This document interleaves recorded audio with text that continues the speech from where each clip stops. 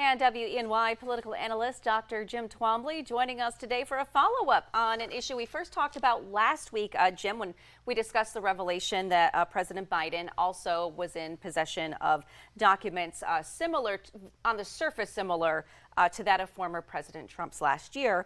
We have since discovered, since we talked last week, that even more documents have now been found, first at the Penn Biden Center. Now, new batches of documents have been found at the president's residence in the state of Delaware. Now, Republicans in Congress are accusing Biden of lacking transparency about the discovery and the investigation, and they've tried to make the two situations between Biden and Trump equivalent.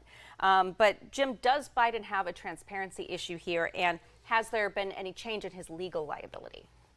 Well, we have two presidents who both ended up in possession of documents that did not belong to them outside of appropriate government facilities, and that appears to be where the similarities end so far.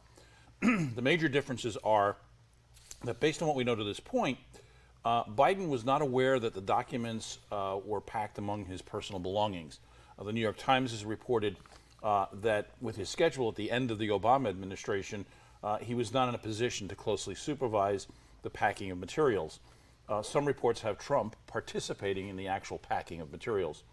Second, when Biden's team discovered the documents, they took immediate steps to return them. In Trump's case, the archives had to request the return of the documents. They were asked on numerous occasions. The DOJ had to be brought in. They failed to comply fully with a subpoena, and then a search warrant had to be issued and executed to get the items back. Okay, and so what about the criticism Biden is getting from congressional Republicans and the possible political fallout here? Well, the current critics, and there are now some Democrats who are pointing this out, argue that the administration should have been more forthcoming about the discovery much sooner. The timing certainly does not look good politically, with the initial discovery being just a week before the midterms. Even if they didn't want the news with scanty details to impact some of the close midterm races, they could have made an announcement after the election stating that the documents had been found, returned, and that an investigation and any more rigorous search was already underway. Okay, and now what can Biden and his team do to try to rectify at least the perception at this point? Well, they've kind of painted themselves into a bit of a corner by not being more forthcoming sooner. With a full-scale special counsel investigation underway, they may be limited in what they can reveal until the investigation is concluded. Once again, we see a politician, rightly or wrongly, embroiled in a controversy caught between what is politically prudent and what is legally prudent. The more you direct reporters' questions to the White House counsel's office or to the special counsel, the more you look like there's something to hide, even if there isn't.